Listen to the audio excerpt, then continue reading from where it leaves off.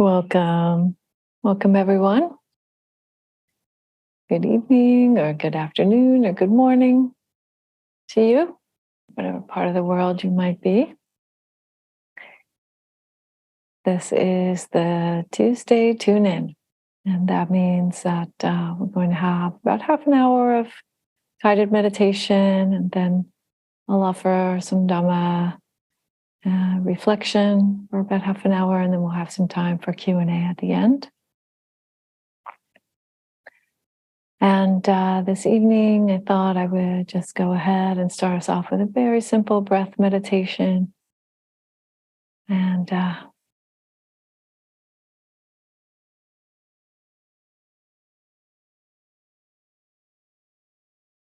please feel free to have your cameras on or off, whatever feels comfortable.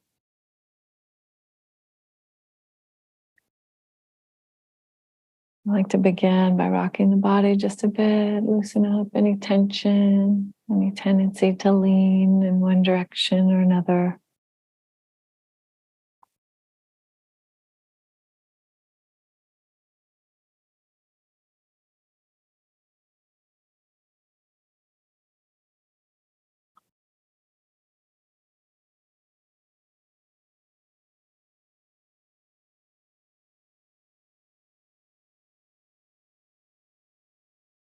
And just beginning to tune into the feeling of the body sitting on your seat.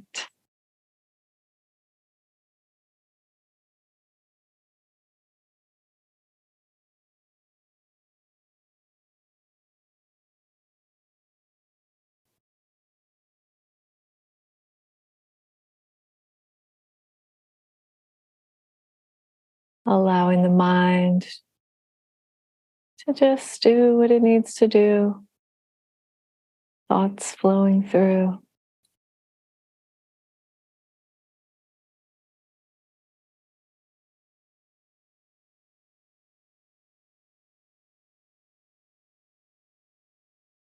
And turning your attention to the weight of the body on your seat.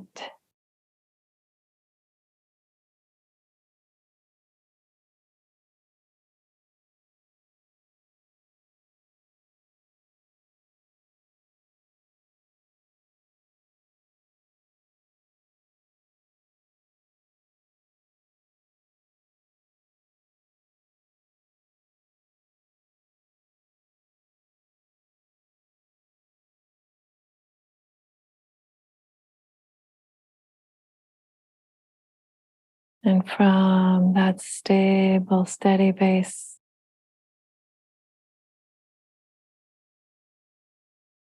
aligning the bones of the spine as best you can so that you can be upright.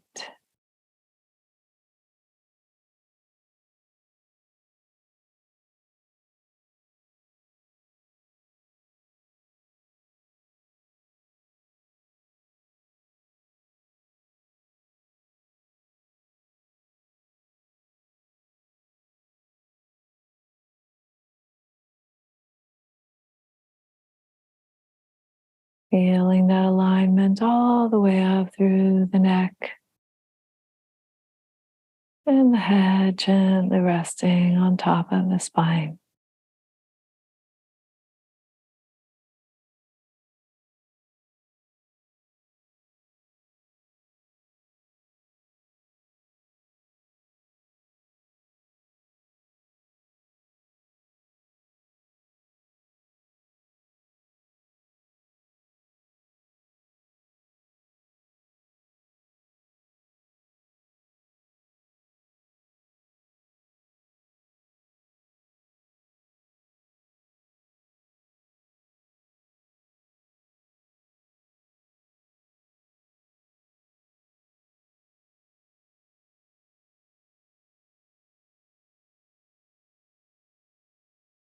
Placing the hands flat on the thighs.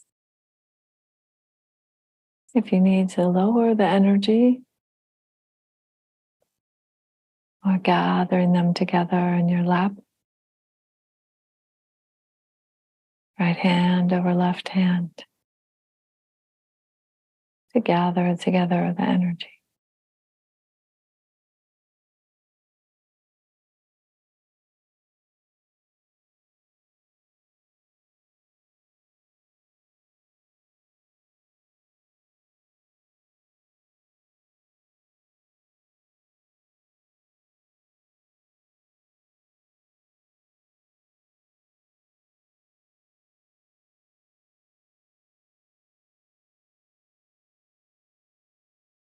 Softening the eyes,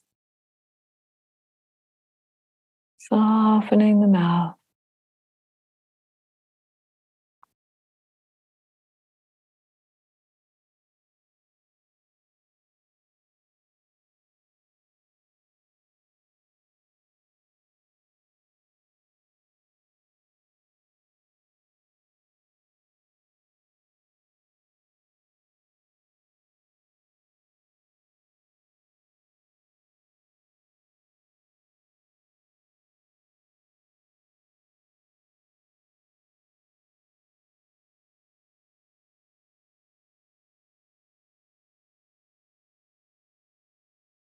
And now finding some place where you can feel the sensations of the breath.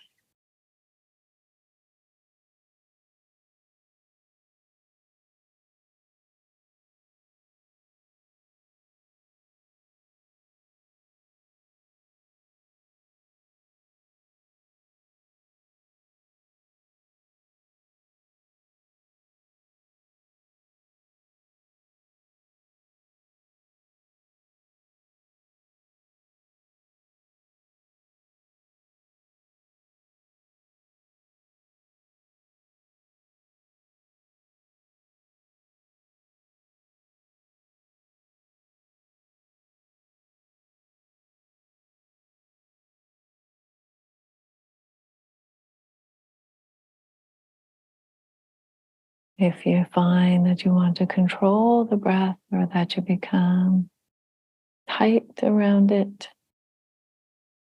and you can observe the echo of the breath in the lower abdomen.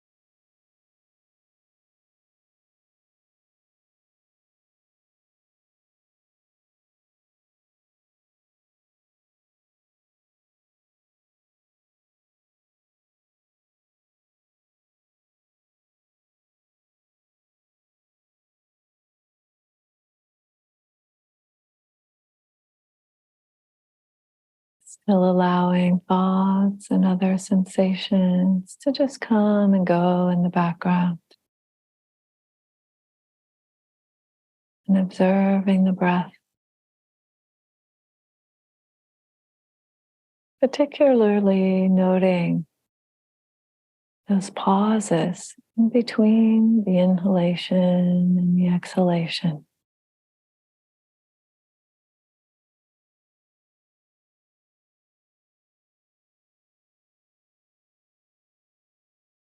No need to make them any longer or shorter. Just noticing the moments of stillness.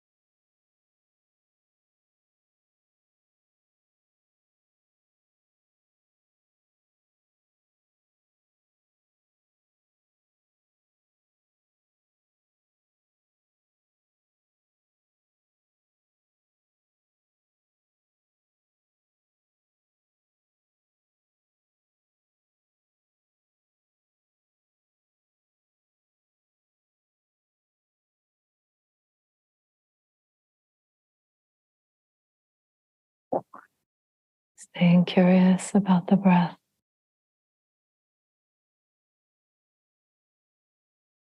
Noticing those pauses, however long or short they are.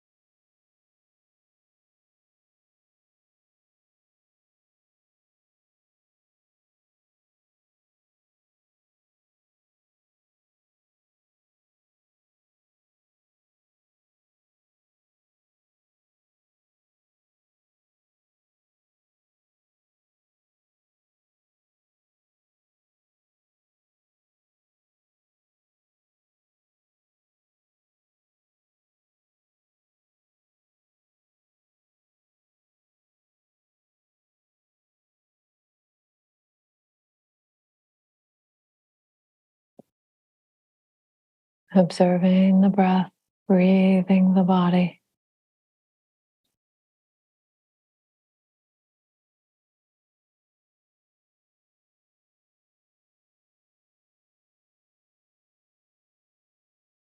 And having found those pauses between the parts of the breath,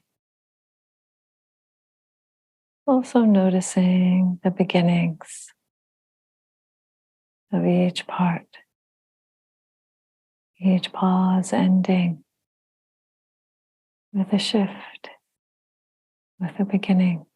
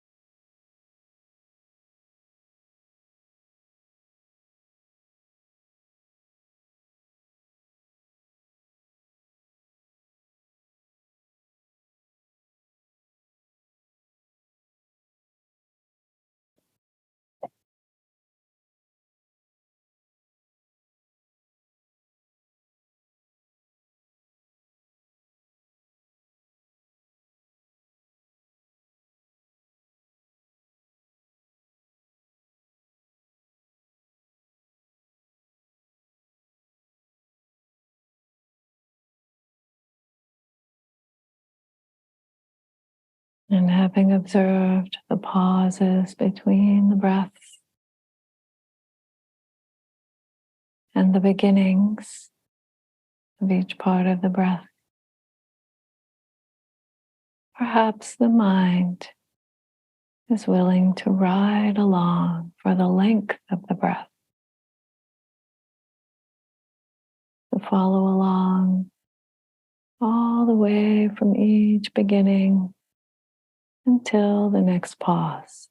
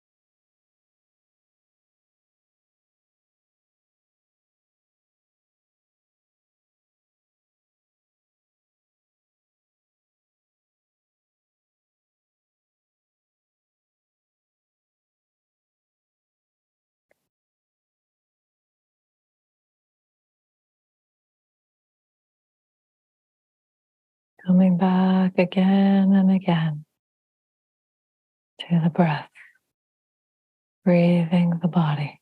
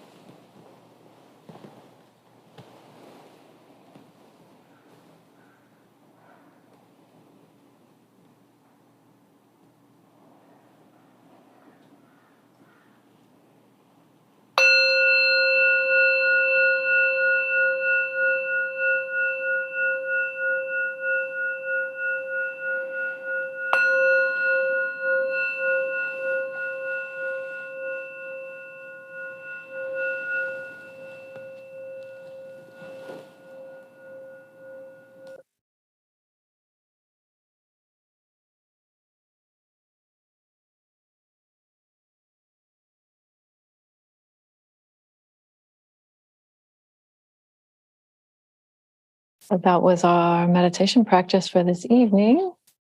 And if you have any sharing or any questions about that, we can take that at the end. And at this moment, what I'm going to do is transition into the Dhamma talk.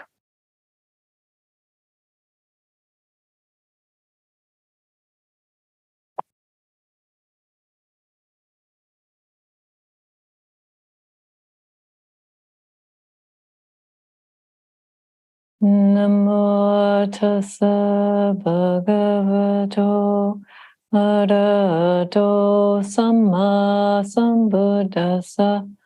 Namo tassa bhagavato arahato samma sambuddhassa. Namo tassa bhagavato arahato samma sambuddhassa. Buddhang dhammang sanghang namasami.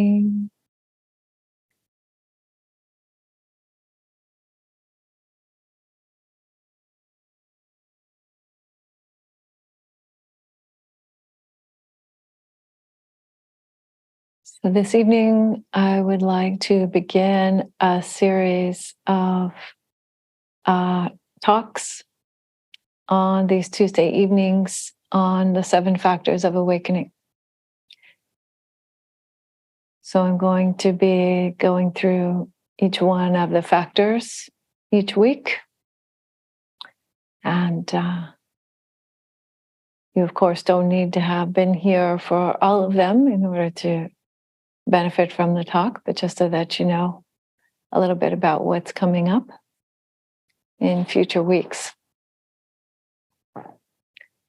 And then after that, we'll have a couple of guest teachers while I'm doing some travel. But for this evening, I just wanted to start out by saying that the 7 factors of awakening are really one of the teachings that make Buddhism different from many other traditions, meditative traditions, spiritual traditions, philosophical traditions. It's one of the things that is particularly unique to the Buddhist paths. And there are many Buddhist paths, and probably not going to talk about a lot of them, but we might touch on a couple. And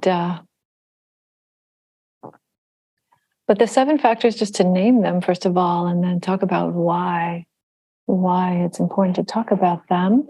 So sati, mindfulness, Dhammavicaya means investigation of principles. Virya means energy, and piti, joy, very physical joy, and passaddhi, tranquility, then samadhi. We'll go with the traditional translation of concentration for that today. So I'll say a lot more about that at another point. And then upekkha, equanimity. And so these are the qualities of mind and body that have been described in early Buddhism as the factors that are necessary in order for realization to happen, in order for waking up to happen. And they're also described as the qualities that are present in someone who has realized awakening, realized enlightenment. And we don't usually, although there are some suttas in which we might step through them one at a time in terms of sequentially, typically the way that is understood is that the 7 factors are, they come into play at various points and come together. But while they depend on one another and they're related to one another, it's not like many other, it's not like some of the other teachings where it's understood that it must be that 1 comes first and then 2 comes second and so on. We typically, you could say, develop the qualities to different degrees over different periods of time. And there is a whole chapter in the Samyutta Nikaya and the connected discourses. There's a whole chapter about the 7 factors of awakening and various ways of understanding what they are, what they're not, what are the qualities that foster them, and so on. And they're, of course, mentioned in many other places within the early Buddhist suttas and in later traditions.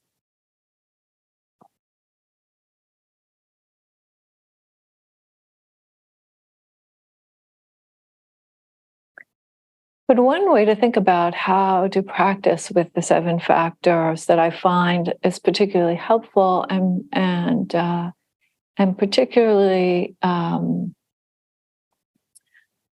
would say, pervasive, meaning that it's useful all along the path, no matter your degree of experience, is to think about the 7 factors as describing how to bring the quality of balance to the mind and body such that it's willing and able to settle into reality, that it's willing and able to open up to a new experience of reality. Because that's really what we mean by awakening. It means to know and see things as they are. Yata bhuta jnana dassana is the Pali term. Knowing and seeing things as they are. As contrasted with perhaps how we wish them to be, how we had hoped they would be, how we think they should be, etc. But actually how they are a very, very precise level. And so this quality of bringing balance is very important. And there's a very interesting sutta, often quoted sutta, at least within some Buddhist circles, in which the Buddha gives a teaching about how to use this group of factors for balance. And he says, okay, so there are some qualities that are stimulating and some qualities that are soothing or calming. And then there's mindfulness. Mindfulness being the first factor, sati. And mindfulness is useful all the time.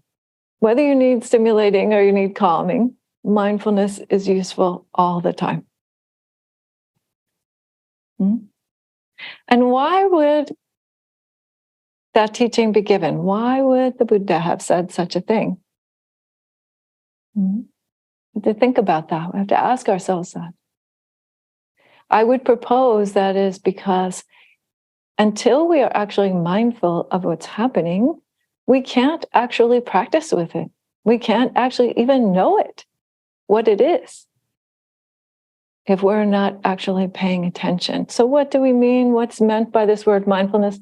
Goodness knows there has been a lot written about it, right? There are Time magazine special editions about mindfulness. There are any number of different trainings and texts and commentaries on texts and commentaries on commentaries, and on it goes, because it's such a crucial factor on the path.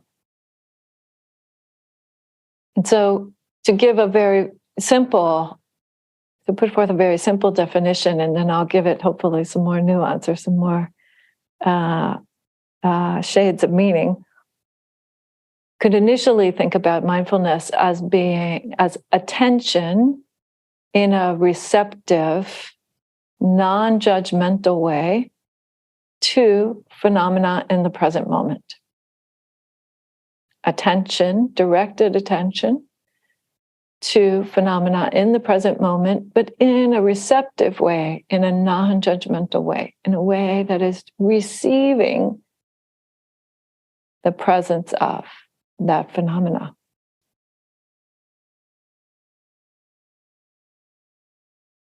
And so thinking about it that way, you might also notice that just because it's always useful doesn't mean it's always right. So somebody got very upset with me recently. I gave a talk for the Little Bang Sangha in Bangkok, Thailand. And I gave a talk and I said, there's right mindfulness and there's wrong mindfulness. We can misuse mindfulness, right? That kind of attention to the present moment can be used by a sniper, can be used to, drop a bomb on someone. It can be used to say something incredibly harmful. So there are many different ways in which mindfulness can be misused. In fact, there is a sutta in the numbered discourses, sutta number 10-103, which I had to pull out of my hat after this person started being concerned about saying that, because you will sometimes hear people say that mindfulness is always a wholesome factor. But I would say, no, actually, the Buddha lays out very clearly in that sutta and in other places in the early teachings that if we use wrong effort, if we use an effort that is not directed at trying to have a wholesome, aligned experience of reality, then that wrong effort will result in wrong mindfulness. So that leads us to a little bit of the definition or the view of, well, what is right mindfulness? So right mindfulness is mindfulness that leads us forward on the path of wisdom and compassion, is mindfulness that leads us away from greed, hatred, and delusion and toward non-greed, non-hatred, non-delusion, clarity about our lives in a wise, compassionate way. So, as I said, you can't practice with something, you can't train with something, you can't even really understand something that you're not present with. And mindfulness is our tool for becoming present. Or becoming present. And there are various other benefits to mindfulness, many of them, but one that I want to bring forth with a little bit of a story from a different sutta. So now, sorry that, as usual, I cannot just keep to one sutta. But there's a sutta, a very, very lovely sutta, in which the Buddha gives this metaphor of the cow herd. So somebody who is herding cows. And he uses this metaphor when he's talking about himself, actually, and how he learned to work with his mind. So this is a sutta from Middle Length Discourses, for the Majjhima Nikaya, Middle Length Discourse number 19, Two Kinds of Thought, in which he talks about how he did exactly that. He learned to discern what types of thoughts led toward greed, hate, and delusion, and what types of thoughts led away from that. And he had to learn how to make those distinctions and discernments. Now, mind you that there are things that we can learn even from unwholesome thought. Yes? And we can even be mindful of unwholesome thoughts. Yeah? So an example of that is when I was, I hadn't planned to talk about this, so bear with me here. I go on a little bit of a tangent. But when I was teaching meditation in the jails in San Francisco, so I was living at San Francisco Zen Center, and myself and another gentleman would go to the women's jail and teach them a little bit of stretching, a little bit of meditation, Zen style meditation. And in talking to them about what would be helpful, one of the things that seemed to come up again and again was that folks wanted to learn something that would help them not end up in jail again. So they're in jail, not in prison, meaning that they're not expecting to be there a long time. People go to prison for a long time. People go to jail for a short time. Maybe they're waiting for a trial, or they're in jail because of, some minor situation that occurred, and then they will be released fairly shortly, usually. So that was an interesting proposition. What was it that would help them to not end up in jail again in the future? And so one of the things that my friend, I'm sorry to say I'm blanking on his name, I can see his face, but my friend who would go with me to the teachings, he and I had a lunch and we talked about what would be helpful. And so we talked about teaching them to learn how to observe thoughts in their meditation so that they could learn that you could just sit still with a thought. You could see a thought and you could just sit still with a thought. And then you could decide, and this is the key, you could choose whether or not when you get up from your seat, whether you're going to act on that thought or not. And that ability to choose, that ability to see the thought and then choose the response would help them to choose things perhaps that wouldn't end up in jail again. Wouldn't land them in jail again.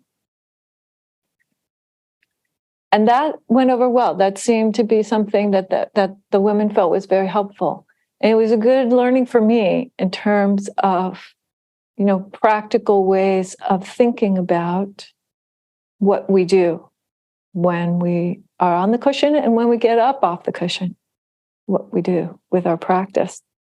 So here, the Buddha is talking about a little bit of that, right? That kind of observing the thoughts and being able to make some discernment with them. And he talks about that, and he uses this issue, this question of the cow herd, and he says, and there's a very famous phrase in here. He says,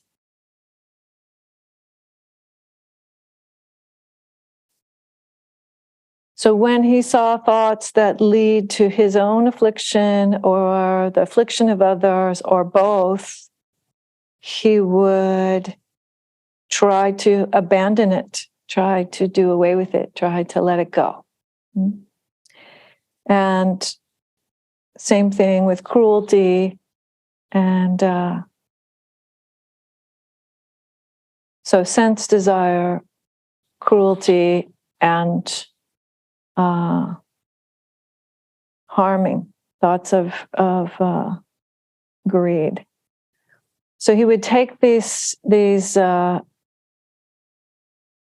difficult thoughts that he knew were leading to thoughts of sense desire, ill will, and cruelty. Thank you. That's what I was looking for. Where is the ill will? Okay. And so then he gives us this metaphor, this beautiful metaphor. And he says, it's like a cow herd when the crops are thick, so you can imagine like stalks of corn close together, for example. The cow herd would guard his cows by constantly tapping them and poking them on this side and that in order to check them so that he doesn't get flogged, imprisoned, fined, or blamed if they stray into the crops. I'm using Bhikkhu Bodhi's translation here. So that's a pretty harsh treatment of what would happen to him if the cows went into the crops. But the idea being that when we see those unwholesome qualities, that we could be more active in response. So different people take this sutta differently. It's very interesting to see. Some people take this sutta to mean something different. So let me go on to the second half, and then I'll talk about the different ways of seeing the sutta. So then he talks about, well, what about the opposite of those things? So when there was a thought of renunciation or letting go of desire of sense pleasures, non-ill will, non-cruelty, then it was like the cow herd when all the crops have been brought in, when the crops have already been harvested, then the cow herd would guard his cows by sitting at the root of a tree, and he only needs to be mindful that the cows are still there and don't go wandering off completely, right? So you don't need to poke them and prod them anymore when it's the wholesome thoughts. So some people take this to mean, I'll tell you a couple of different interpretations, and I'll tell you what my interpretation is. Some people take this to mean that the sutta is saying, sometimes you have a narrow kind of mindfulness and sometimes you have a more broad kind of mindfulness. So the cow herd with the poking and the keeping them on the road would be the narrow focus, and the cow herd that kind of sits there lounging under the tree would be a more broad focus of mindfulness. Or some people take it as something like you didn't have the mindfulness in the first place. The cows don't have the mindfulness in the first place, and then you apply some mindfulness, and the cows then have mindfulness in the second place. Some people would that would be like the cows who are okay not eating crops. And I would say, well, that's probably not my interpretation either. So here's my interpretation of the sutta would be more like this question of response again, right? So the cow herd is the mindfulness. The cow herd is the one who's paying attention to the cows being like the thoughts, right? So the cow herd's watching whether whichever in both of those scenarios. But the question is he poking and prodding, right? Is he making a strong response to what he sees, or is he just kind of chilling and just observing? And this is what mindfulness allows us to do. This is my proposition for this evening, that mindfulness is what allows us to know those choice points, to know that, when I see this thing, I have a choice. When I see this unwholesome thought, for example, I have a choice. Or when I see the mind getting distracted, when I see the mind getting pulled away from whatever it is that I'm trying to be present with, then I can observe that and I can make a choice. Do I want to follow this thread, or do I want to let that be pulled away? Do I want to go and pay attention to something else for a moment? Rather than just being pushed and pulled by the mind, right? Rather than cows all over the place and eating crops and trampling crops and sometimes in the field and sometimes wandering off out of the field, which is what it sometimes feels like when we sit down and we watch our minds in meditation, right? We feel like we have quite unruly cows, right? So mindfulness, I would propose, is giving us this capability of response by bringing us into presence with what is, helping us know what's here right now before we put a label on whether it's okay or not, just knowing what's here right now, being receptive and open to that. So I'm going to give you one more example of a story, and then you can see if we take some questions. So an example of this happened for me many years ago, and I was living at a monastery out in what's called the Ventana Wilderness out in California, Northern California, just about 2.5, 3 hours inland from Carmel, California. It's a really beautiful part of the world, very wild part of the world. You have to go over this really precarious dirt road to get there, up over the mountain and back down into the valley. So the Tassajara Zen Monastery, is down in the valley there. And in that part of the world, the weather's pretty good, even, in the winter. So it was New Year's Day, actually. It was New Year's Day. It was warm enough that I was just going to go for a walk. I was going to go for a little hike by myself, just up kind of beyond the bathhouse side, beyond the western side of the monastery, up this little hill and back down to where there's a bend in the creek. So Tassajara is named after the creek there. It's called Tassajara Creek. And there's a bend in the creek there. And I didn't particularly want to go in the creek because I thought the creek water might be cold, but I wanted to go just hear the bubbling water and so on and just see it. It was a beautiful, bright, sunny day. So I walked out there, went down the little hill, and stood at the side of the creek. And I wasn't there for even a few minutes before suddenly there was this noise, this little splashing noise. Splash, splash, splash, hop, hop, hop. And this little tiny fish, very small, like 2-inch fish, hopped out of the water and landed right next to my foot on the rock where I was standing, right next to the creek. And I looked down and I saw the little fish. Oh, cute little fish. Look at how, he hopped right out of the water. And I went on standing there, kind of looking around and enjoying the sunshine and the sound of the creek. And then after a minute or two, I looked down again and the little fish is still there. The little fish is still there. And I thought, the little fish didn't just hop out of the creek and is going to hop back in. And you could see that his little mouth was starting to be open. He's kind of struggling for air. It's struggling for air. We don't know its gender, I suppose, because I don't know anything about fish. And so there it was. And I looked down at the fish and I thought, oh, okay, well, what am I going to do now? I guess I'm going to try to help the little fish get back in the water. So I leaned down and I tried to pick up the fish and put it back in the water. And no, the fish not having any of it. No. It squirmed and it moved and it's shifting. And I thought, I don't want to grab it too hard because then I'll hurt it. And then what's the point of putting the little thing back? It's like, you can't really do that. And so try as I might, it wouldn't let me pick it up. And I was standing there and thinking and watching it heaving, right? And thinking, wow, this is like, I don't know what to do. It's kind of an intense moment for a second. And then I realized, right.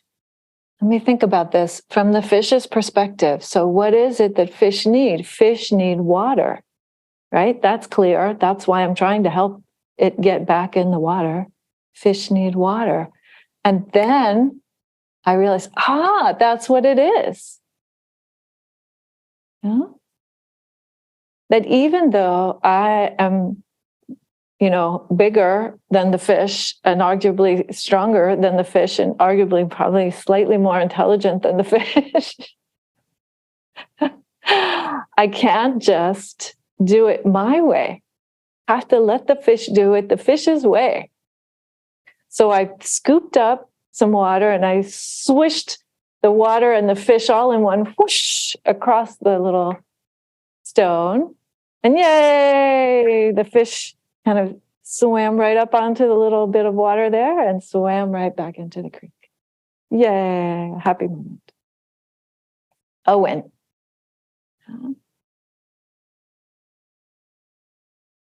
And so there are many, many lessons from this story. I used to tell this story quite often because I just really, really enjoyed the lessons from this. But I'm just going to call out one lesson today, which is that second time of looking down at the fish was the key. Yeah? So I'd noticed the fish in the first place, but then I went on with my life. Yeah? I went on. And it was that second moment of attention to the fish that was the difference between life or death for the little one. Because had I just assumed that it was going to be okay and walked away, then it would not have been okay, most likely. The little fish was stuck there on the rocks. So it's a moment, again, of an awareness, a receptivity to what's going on. This is a very different situation. Also, the same thing about me trying to pick it up and not being able to pick it up. It's like, I thought the situation was like this. But mindfulness, awareness in this present moment, receiving what's actually happening in this present moment, tells me the situation is like that. And without that acknowledgement, without that receipt of that information, without being present for what was actually happening, it would have been impossible to respond in a skillful way. So we want to be able to respond or sometimes to not respond, just like my ladies there in the jail, to what we observe. And mindfulness that part is beyond the mindfulness. The mindfulness simply brings us to the point where we have perhaps a chance of making a decision or making a discernment. It's that first step. That's why mindfulness is always useful. Because if you're not present with a thing, you cannot respond to the thing. You're just responding to your idea about it, your concept about it. And then once you have that capacity for responsiveness, then so many more things unfold. Yes? And so for that, the Buddha tells us, and this will come in handy next week when we talk about investigation of principles, Dhamma Vicaya, So I'll share a tiny bit of it. The most famous phrase from this particular sutta is not about the cow herd. It is the Buddha saying, whatever a bhikkhu or whatever anyone, frankly, frequently thinks and ponders upon, that will become the inclination of their mind. Whatever you frequently think about becomes the tendency of the mind. So think about that. If you're not present, if you're not mindful, if you're not able to be with what actually is, then what you're just pushed and pulled and dragged around by those tendencies, whatever those historical tendencies were, versus having the possibility of making a change. You know, when people run into this quite often, like on January 5th, right? They go and they make their New Year's resolutions. And then 5 days into the year, they go, wow, I can't do it.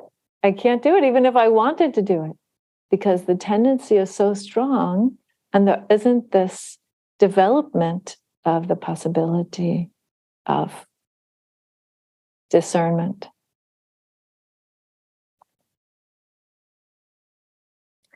So, to sum it up, I would say that mindfulness and generally the teachings of early Buddhism are asking us to inhabit our lives. That is what the practice is. Inhabit your life.